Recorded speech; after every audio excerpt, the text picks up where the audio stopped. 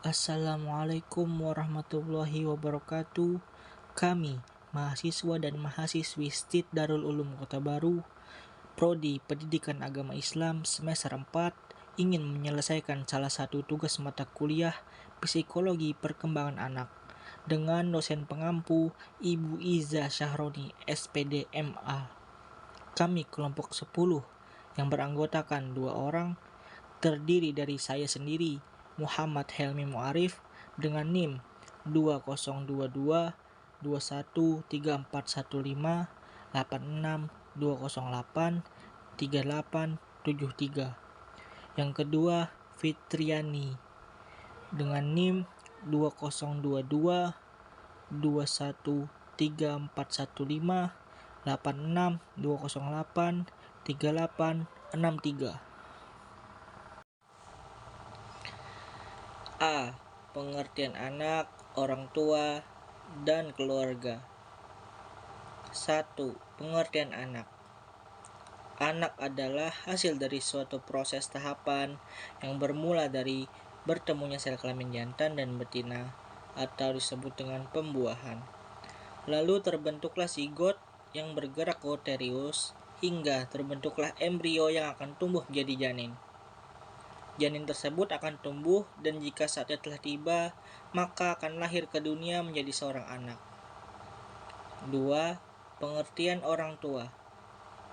Orang tua adalah ayah dan ibu yang melahirkan manusia baru atau anak, serta mempunyai kewajiban untuk mengasuh, merawat, dan mendidik anak tersebut agar menjadi generasi yang baik. Orang tua mempunyai peran yang sangat penting dalam pertumbuhan dan perkembangan mental spiritual anak. 3. Pengertian keluarga.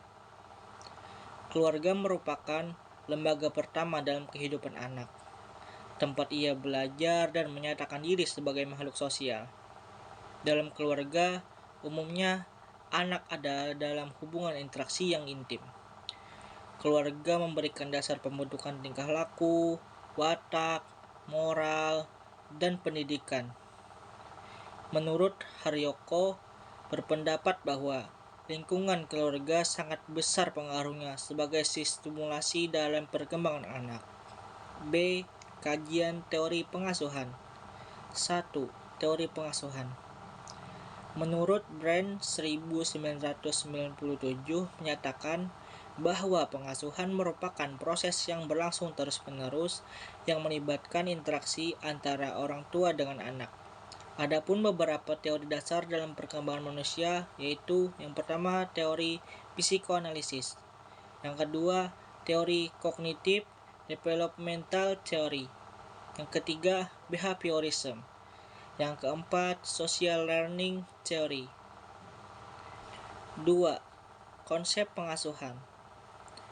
Menurut Hokhuki 2004 menyebutkan bahwa pengasuhan mencakup beragam aktivitas yang bertujuan agar anak dapat berkembang secara optimal dan dapat bertahan hidup dengan baik. Prinsip pengasuhan menurut Hokhuki tidak menekankan pada siapa pelaku, namun lebih menekankan pada aktivitas dari perkembangan dan pendidikan anak. Oleh karena itu, pengasuhan meliputi pengasuhan fisik, pengasuhan emosi, dan pengasuhan sosial. C. Pengertian pola pengasuhan anak.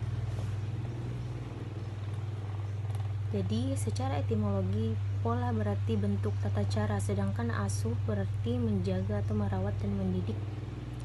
Sehingga pola asuh berarti bentuk atau sistem dalam menjaga dan mendidik. Jika ditinjau dari terminologi, pola asuh anak adalah suatu pola asuh sistem yang diterapkan dalam menjaga, merawat, dan mendidik seorang anak yang bersifat relatif konsisten dari waktu ke waktu. Jadi pola perilaku ini dapat dirasakan oleh anak dari segi negatif atau positif. D. Jenis-jenis dan pola gaya pengasuhan anak. Itu ada satu macam-macam pengasuhan anak. A. Pola asuh otoriter. Jadi pola asuh otoriter ini adalah pola asuh di mana orang tua memaksakan anak untuk selalu memenuhi apa yang orang tua harapkan dan inginkan. B. Pola asuh demokratis. Jadi pola asuh demokratis ini adalah pola asuh yang memprioritaskan kepentingan anak, namun orang tua juga masih tetap mengendalikan dan mengontrol anak. C. Pola asuh permisif. Jadi pola asuh permisif ini merupakan bentuk pengasuhan di mana orang tua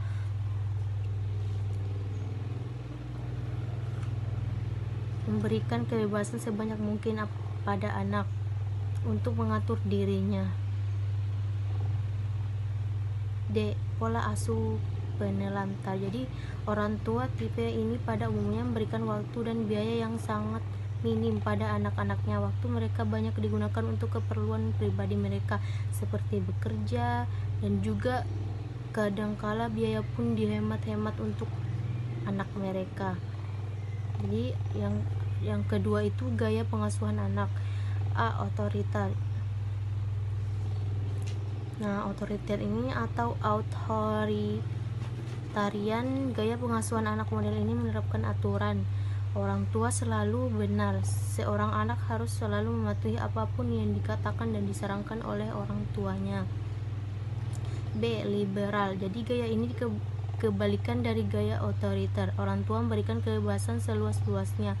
Keinginan anak selalu dipenuhi oleh orang tua karena anggapan anak harus diberikan keleluasaan untuk melakukan apa saja, biarkan ia belajar dengan melakukan learning by doing.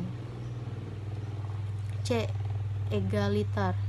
Jadi pada gaya pengasuhan ini orang tua membuat peraturan-peraturan yang harus dipatuhi oleh anak, tapi anak juga memiliki kesempatan untuk berpendapat. D. Tidak terlibat. Jadi pada gaya pengasuhan anak ini orang tua cenderung cuek, tidak begitu peduli dengan pengasuhan anaknya. Orang tua seolah tidak mempunyai waktu untuk mendidik anak atau sekadar memperhatikan hal-hal sepele anaknya. E. Faktor yang mempengaruhi pola asuh anak. Jadi ada satu itu budaya. Nah, orang tua mempertahankan konsep tradisional mengenai peran orang tua, merasa bahwa orang tua mereka berhasil mendidik mereka dengan baik, maka mereka menggunakan teknik yang serupa dan mendidik anak asuh mereka. 2. Pendidikan orang tua. Nah, orang tua yang memiliki pengetahuan lebih banyak dalam mengasuh anak, maka akan mengerti kebutuhan anak. 3.